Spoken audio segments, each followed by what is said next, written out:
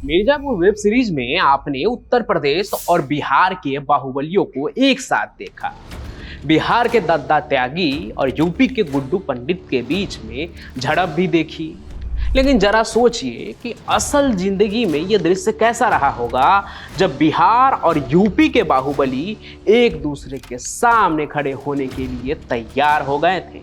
उसमें भी वो बाहुबली जिसका नाम श्री प्रकाश शुक्ला था, वही श्री प्रकाश शुक्ला जो कत्ले आम के लिए जाना जाता था। क्या एमएलए और क्या मंत्री, सबकी जान उसने ली थी। लेकिन कहते हैं वही श्री प्रकाश शुक्ला नाड़े का ढीला था, यानी लड़कियों को लेकर उसकी नीयत अच्छी नहीं थी।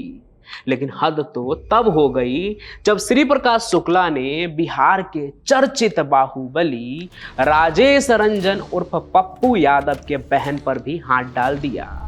उस पप्पू यादव की बहन के ऊपर जो बाहुबली होने के साथ उस वक्त एमएलए और एमपी भी हो चुके थे। तो जरा सोचिए क्या हुआ होगा जब दो बाहुबली आमने सामने आ गए होंगे। लेकिन सवाल तो ये है ना कि कॉन्ट्रैक्ट किलिंग करने वाले श्री प्रकाश ने ऐसा किया ही क्यों, और वो कहानी क्या है, आइए मैं आपको एकदम शुरू से बताता हूं। तो देखिए, ये बात 1990 की दौर की है। वो दौर जब उत्तर प्रदेश और बिहार की धरती पर बड़े बड़े और नामी गिरामी बाहुबली अपने कारनामों से मीडिया की सुर्खी बना करते थे। उस समय उत्तर प्रदेश के गोरखपुर के अपराध जगत में अपनी जमीन तैयार करने वाला गैंगस्टर श्री प्रकाश शुक्ला खौफ का दूसरा पर्याय बन चुका था। इतना खतरनाक था वो कि इस गैंगस्टर को मौत के घाट उतारने के लिए उत्तर प्रदेश के तत्कालीन मुख्यमंत्री ने देश में पहली बार स्पेशल टास्क फोर्स का गठन किया था, जिसे इन दिनों एसटीएफ के नाम से शॉर्ट फॉर्म में जानते हैं। उसी यूपी एसटीएफ के गठन से लेकर श्री प्रकाश शुक्ला के एनकाउंटर तक में अहम रोल निभाने वाले अफसर राजेश पांडे की नई किताब वर्चस्व सामने आई है। इस किताब में श्री प्रकाश शुक्ला को लेकर कई ऐसे खुलासे किए गए हैं जिससे दुनिया अब तक अनजान रही है। उन्हीं किस्सों में से एक किस्सा बिहार के बाहुबली पप्पू यादव और श्री प्रकाश शुक्ला से भी जुड़ा हुआ है। तो राजेश पांडे के मुताबिक ना श्री प्रकाश शुक्ला बेहद ही चरित्रहीन किस्म का आदमी था। आलम यह था ना कि वो अपने गैंग के लोगों की बहन बेटियों पर भी हाथ डालने से हिचकता नहीं था। बाकी अब तक जो आपने कहानी सुना होगा श्री प्रकाश शुक्ला के बारे में, उसमें यही सुना होगा ना आपने कि अपराध के दुनिया में उसके आने की वजह ये थी कि उसके बहन को किसी ने छेड़ दिया था, तो बदला लेने के लिए वो अपराध के दुनिया में आ गया। उन लोगों को उसने मौत के घाट उतार दिया। उस पर बने वेब सीरीज रंगबाज में भी यही कहानी थी। उसे उसमें एक सच्चा आशिक भी दिखाया गया था। लेकिन असलियत तो अब बाहर आ रही है ना कि श्री प्रकाश शुक्ला आदमी कैसा था। यहाँ तक कि शुरुआत से अपराध जगत में जो उसका एक सहभागी रहा था आनंद, उससे भी अलगाव का उसका कारण यही है कि श्री प्रकाश शुक्ला चरित्रहीन था। हुआ ये था कि श्री प्रकाश और उसका गैंग जो है ना, वो अपराध करने के बाद नेपाल में एक जगह है विराटनगर, वहीं पर वो एक होटल में ठहरता था जहां अक्सर वो किसी से बातें किया करता था। एक दिन उसके सबसे अच्छे दोस्त आनंद को उस पर शक हो गया। फिर एक दिन जब वो पीसीओ से बात करके बाहर निकला श्री प्रकाश शुक्ला, तो आनंद अंदर गया और उसके डायल नंबर पर देखने लगा कि वो किससे बात कर रहा है, और वो देखता है कि वो नंबर आनंद के ही घर का था। मतलब ये कि श्री प्रकाश अपने ही साथी के बहन तक के साथ रिश्ता बनाने में लगा हुआ था, वो भी तब जब उसके रिश्ते कहीं और भी थे। इस बात को लेकर ही दोनों साथी के बीच में विवाद भी बढ़ गया था। तब बिहार के मोकामा के बाहुबली सूरजवान सिंह के घर पर इन दोनों के बीच में समझौता करवाया था। समझौता तो कहते हैं हो गया, लेकिन इसके बाद आनंद श्री प्रकाश शुक्ला के गैंग से अलग हो जाता है, उसका साथ छोड़ देता है। पुराना साथी तो श्री प्रकाश से छूट गया, लेकिन उसकी आदत नहीं छूटी। तो आगे बात उस वक्त की है जब बिहार के मुख्यमंत्री लालू प्रसाद यादव के बेहद करीबी मंत्री बृज बिहारी प्रसाद के हत्या की सुपारी निकली थी, और ये सुपारी श्री प्रकाश शुक्ला ने उठाई थी। उस वक्त मंत्री बृज बिहारी प्रसाद पटना के Indira Gandhi institute of medical sciences में भर्ती थे, इसलिए सुपारी पूरा करने के लिए श्री प्रकाश शुक्ला भी उसी अस्पताल यानी आईजीएमएस में एडमिट हो गया। एक फर्जी मरीज के तौर पर। और इस काम में भी उसकी मदद किसने की? मोकामा के बाहुबली सूरजभान सिंह ने।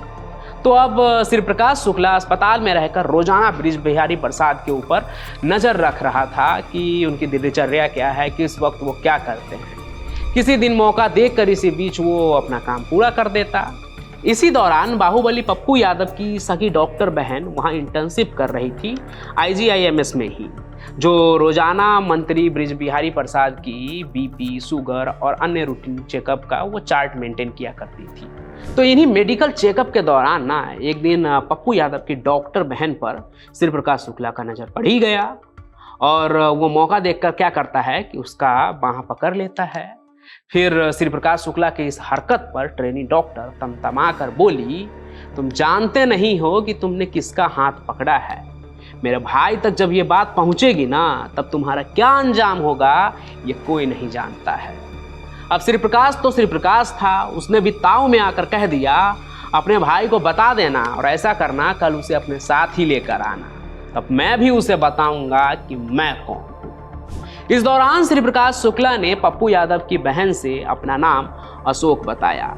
ये नाम जो है ना श्री प्रकाश शुक्ला को सूरजभान सिंह ने दिया था ताकि उसकी पहचान जाहिर न हो इस अपराध की दुनिया में। इसलिए भी बिहार में ज़्यादातर लोग उसे अशोक के नाम से भी जानते थे। तो आगे जब ये बात पप्पू यादव तक पहुंची ना तो वो तिलमिला गया।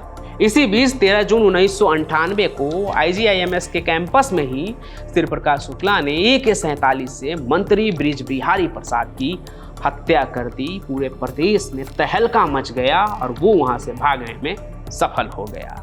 फिर पप्पू यादव को जब पता चला कि जिसने उसकी बहन का हाथ पकड़ा था उसने ही मंत्री ब्रिज बिहारी प्रसाद की हत्या की है, उसके बाद तो पप्पू यादव और भी ज़्यादा कहें तो कहते हैं ना कि व्याकुल हो गए थे वो। तभी उन्हें बिहार पुलिस के अफसरों से पता चला कि UP STF की टीम श्री प्रकाश शुक्ला उर्फ अशोक को तलाशते हुए पटना भी पहुंची है। तभी वो करते क्या है कि UP STF की टीम से जाकर मिलते हैं, वहीं जाकर ज़मीन पर बैठ जाते हैं और कहते हैं कि उस दौर में इतने चर्चित बाहुबली होने के बाद भी पप्पू यादव UP STF की टीम के सामने आग्रह करने लगे कि कैसे भी करके श्री प्रकाश शुक्ला का काम तमाम किया जाए, क्योंकि उसने उनकी इज्जत पर हाथ डाला है। कहते तो ये भी है इनके बारे में कि वो श्री प्रकाश शुक्ला से डर गए थे। खैर आखिरकार 23 सितंबर 1998 में ही बीजेपी के मौजूदा सांसद साक्षी महाराज की हत्या करने के इरादे से जब श्री प्रकाश शुक्ला दिल्ली पहुंचा था तो UP STF ने उसे इंदिरापुरम के इलाके में इनकाउंटर में ढेर कर दिया।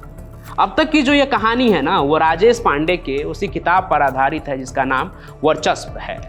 लेकिन अब जरा ये भी सुन लीजिए कि इसकी सच्चाई क्या है, या ये कहूँ कि इसको लेकर नया विवाद क्या है। इस किताब को लेकर उसमें छपी श्री प्रकाश शुक्ला और पप्पू यादव की बहन को लेकर जो कहानी है उसके पीछे विवाद क्या चल रहा है।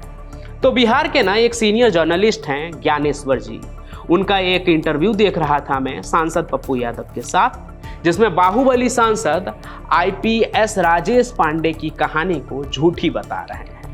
उनका कहना है कि उनकी बहन कभी IGIMS में थी ही नहीं, ना तो इंटर्नशिप में ना तो वो डॉक्टर के तौर पर, और उन्हें श्री प्रकाश शुक्ला से भी कभी डर नहीं लगा।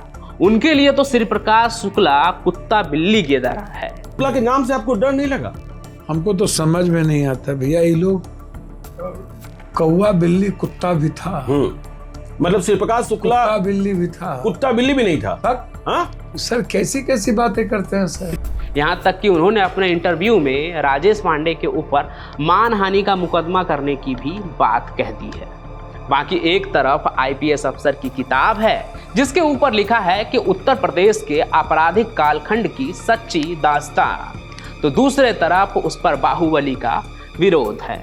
बाकी इस कहानी पर आपका क्या कहना है वो भी कमेंट में जरूर लिखिएगा। साथ ही साथ इस कहानी को लाइक कीजिए, ज़्यादा से ज़्यादा शेयर कीजिए और हमारे इस चैनल को आप सब्सक्राइब जरूर कर लीजिए। हम फिर मिलेंगे नए सफ़र में, तब तक के लिए आपका बहुत